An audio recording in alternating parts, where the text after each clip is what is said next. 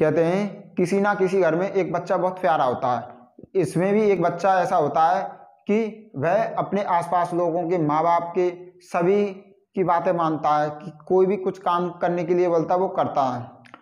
वह सभी आसपास लोगों के लिए सबसे प्रिय बच्चा था।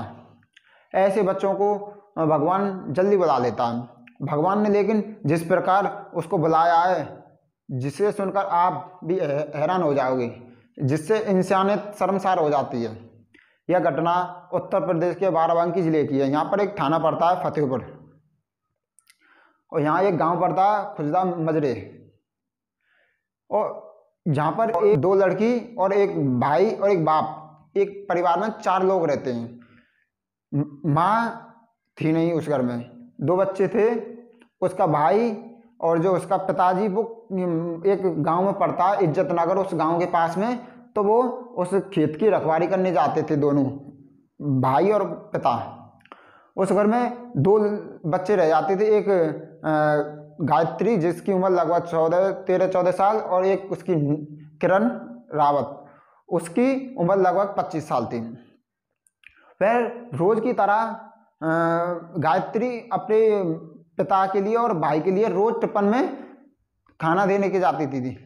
लेकिन 22 सितंबर को ऐसा होता है, वो घर से खाने के लिए जाती है, लेकिन खेत पर पहुंचती नहीं है वो। तो पिता और उसके जो भाई, वो सोच रहे हैं कि मतलब खाना क्यों नहीं आया, गायत्री खाना देने आई क्यों नहीं है। वो ऐसा ही ऐसे करते पूरा दिन हो जाता है, लेकिन वो सब शाम को घर आते हैं तो वो गायत्री घर पर मिलती नहीं है। और उसकी जो गायत्री से बड़ी बहन थी किरण, उससे पूछते हैं कि आज खाना देने नहीं आई थी गायत्री। तो वो बताती है बड़ी बहन, यहाँ से वो खाना लेकर चली गई थी। जब पता पड़ा तो पूछा किसी आसपास से, तो किसी ने वो उसको देखा भी नहीं था। तो वहाँ के उन्होंने सोचा कि जब वो गायत्री कभी कभी रास्ते में एक तालाब पड़ता है, बाई चांस तालाब में वो नहाती, कभी आने जाने में खाना देने में आ जाती जाती, जब नहा लेती या आती तब वो नहा लेती। लेकिन जब वो तालाब में, उन्होंने सोचा कि तालाब में डूबने से उसकी मौत तो नहीं हुई, तो उस तालाब की वो देखते हैं तालाब में, लेकिन उसकी कुछ पता नहीं मिल। यही गुजरते हैं 22 से 23 तारीख गुजर जाती है, 24 गुजरती है। 24 को शाम के वक्त लगभग 8-9 बजे शाम को वो उसका भाई और उसके पिताजी कहते हैं कि किरण हमें खाना लेके आओ। जब वो खाना खाने के लिए बैठते हैं उस अपने घर पर, तो वहाँ कुछ बदबू आती है कुछ। तो वो किरण से पूछते हैं यहाँ इस प्रकार की गंदी मतलब बदबू कहाँ से आ रही है। तो वो किरण बताती है कि यहाँ कोई चूहा फूहा मर गया हुआ, उसकी बदबू आ रही है। लेकिन चूहे की बदबू इतनी नहीं आती है, इतनी उससे अलग ही टाइप की बदबू आ रही थी, उससे बहुत ज़्यादा। तो उसका जो छोटा भाई था, उसका बड़ा जो, वो कह रहा था चलो मैं देखता हूँ ये बदबू आ कहाँ से रही है।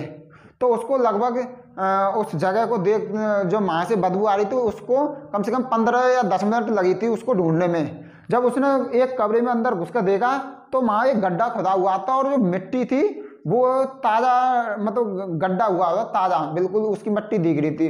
पर उसने फावड़े से उस मिट्टी को निकाल कर देखा तो उसमें वो उसकी जो छोटी गायत्री बहन थी उसकी लाश मिली थी। तुरंत उसके भाई ने पुलिस को फोन किया और पुलिस तुरंत घटनास्थल पर आई। जब घटनास्थल पर पुलिस आई, जो उसकी बड़ी बहन थी किरण, वो वहां से भाग चुकी थी उस समय।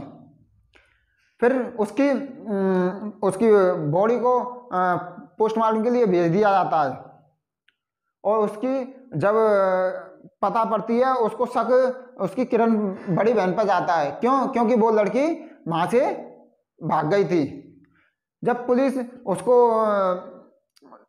किरण को देखती है आसपास के एरिया में, उसको वो भाग जाती है, तो उसको 25 तारीख को, वो 25 सितंबर 2021 को वो पकड़ लेती है और उससे पूछती है गिरफ्तार करने के बाद कि तुमने ऐसा क्या किया, क्यों मार दिया उसको। जब वो बड़ा खुलासा करती है, वो बताती है कि जब सुबह हम गायत्री खाना देने जा रही थी, तब मैं उससे कह रही थी कि तुम आज खाना मैं देने जाऊंगी, लेकिन गायत्री ने कहा कि मैं रोज की तरह भी आज भी मैं खाना देने जाऊंगी।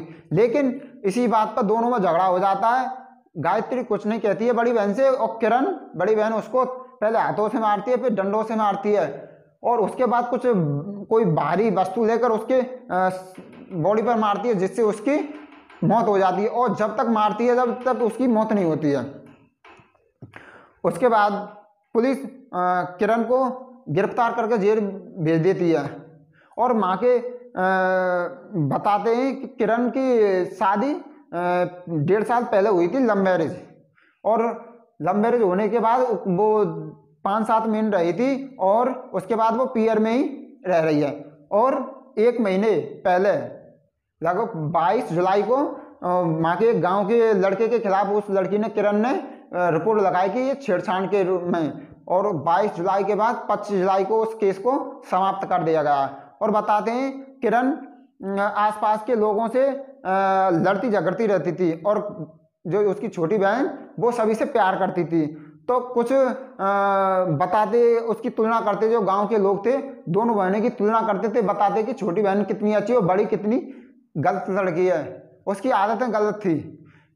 कुछ उसके दिमाग में ये भी था कि लोग इसको अच्छा बताते हैं, मुझे गलत बताते हैं। इस प्रकार भी उसके दिमाग में कुछ विचार बना, उसकी वजह से भी उसको मारा होगा।